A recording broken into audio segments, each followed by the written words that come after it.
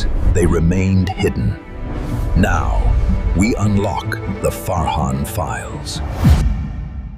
दुनिया के सबसे बड़े राज कभी भी बंद कमरों में नहीं होते हैं, वो हमारे सामने होते हैं, लेकिन फ़र्क सिर्फ इतना है कि हम उन्हें देख नहीं पाते। जेफरी एप्स्टीन एक ऐसा नाम जो आज एक गाली बन चुका है, लेकिन अब से 20 साल पहले ये न्यूयॉर्क सिटी की एलिट सोसाइटी का गोल्डन मेंबर हुआ करता था।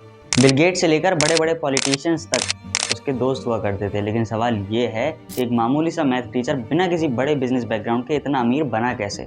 कहानी की शुरुआत होती है 1980 में, जब एप्स्टीन ने बेयर स्टेर्न्स ज्वाइन किया। उसका उठना बैठना ऐसे लोगों के साथ हो गया था जो ओल्ड मनी कहलाते हैं। उसका दिमाग फास्ट था, लेकिन उसके इरादे उससे भी ज्यादा तेज। उसने विक्टोरिया के सिगरेट ओनर का भरोसा जीता और वहां से शुरू होती है उसकी अनलिमिटेड वेल्थ की जर्नी। लेकिन एप्स्टीन को सिर्फ पैसा नहीं चाहिए था, उसे कंट्रोल चाहिए था। पैसा आते ही एप्स्टीन ने अपना सिस्टम बनाना शुरू किया। उसने सबसे पहले खरीदा लिटिल सेंट जेम्स आइलैंड, जिसे आज हम द आइलैंड ऑफ सिन के नाम से भी जानते हैं। यहाँ हमें बात करनी होगी गिस्लेन मैक्सवेल के बारे में। मैक्सवेल कोई साइडकिक नहीं थी, बल्कि वो पूरे ऑपरेशन का आर्किटेक्ट थी।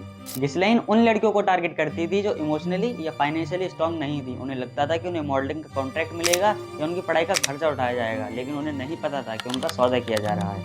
सोचिए, एक 14 साल की लड़की जिसके पास खाना खाने तक के पैसे नहीं है, उसे कहा जा रहा है कि दुनिया का सबसे बड़ा फाइनेंसर तुमसे मिलना चाहता है।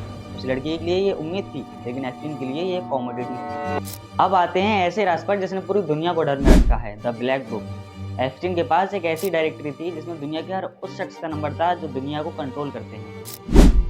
इस प्लेन का नाम लॉलिता एक्सप्रेस इसलिए पड़ा क्योंकि इस प्लेन में सफर करने वाले लोग सिर्फ एक फ्लाइट नहीं ले रहे थे, वो प्रॉपर एक क्राइम सीन का हिस्सा बन रहे थे। Bill Clinton 26 flights with secret service codes and Donald Trump का 19 का रिश्ता था। यहाँ सवाल ट्रंप या क्लिंटन का नहीं है, यहाँ सवाल है लिवरेज का, क्योंकि एप्स्टीन ने अपने आइलैंड के हर कोने में हिडन कैमराज लगाए थे। क्योंकि अगर आपने किसी पावरफुल आदमी को गुनाह करते हुए रिकॉर्ड कर लिया तो वो आदमी आपका गुलाम हो जाएगा।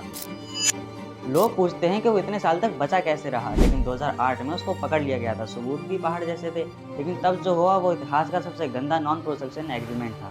अलेक्जेंडर अकोस्टा, जो उस वक्त के प्रोस्टिक्यूटर थे, उन्हें ऊपर से ऑर्डर मिला था, ही belongs to intelligence, leave him alone. और एप्स्टीन को सिर्फ 13 महीने की सजा हुई थी। और सजा भी कैसी, वो काम करने के लिए जेल से बाहर जा सकता था, और जब वो जेल से बाहर निकलता था तो उसकी गाड़ी उसे लेने के लिए आती थी। ये इंसाफ नहीं था, ये सिस्टम का मजाक था। जुलाई 2019 वक्त बदला, नए सबूत मिले, एप्स्टीन को फिर से अरेस्ट किया गया। और इस बार स्वीट डील की कोई गुंजाइश नहीं थी, क्योंकि पूरा इंटरनेट पूरी दुनिया पे एप्स्टीन को एक्सपोज कर दिया गया था। अब गार्ड से सुनिए, सीसीटीवी कैमरास खराब हो गए थे, दोनों गार्ड सो रहे थे और सुसाइड वॉच को हटा लिया गया था। मेडिकल एग्जामिनर ने कहा कि एप्स्टीन ने खुदकुशी की है, लेकिन अपनी रिपोर्ट में लिखा गले की हड्डी टूटी हुई थी, और ये गले की हड्डी सुसाइड में नहीं बल्कि गला घोटने में टूट जाती है। एप्स्टीन मर गया, लेकिन क्या राज भी मर गए? ग्लेन मैक्सवेल आज भी जेल में है, लेकिन उन क्लाइंट या कस्टमर को आज तक सज़ा नहीं हुई। वो ब्लैक बुक आज भी कहीं ना कहीं मौजूद है। असली डर ये नहीं कि एप्स्टीन ने क्या किया, असली डर ये है कि उसके दोस्त आज भी हमारे बीच मौजूद हैं। शायद वो किसी कंपनी के सीईओ हैं या कोई नई पॉलिसी बना रहे हैं। हमने उस शैतान को तो मार दिया, लेकिन उस दलदल का क्या जिससे वो पैदा हुआ था।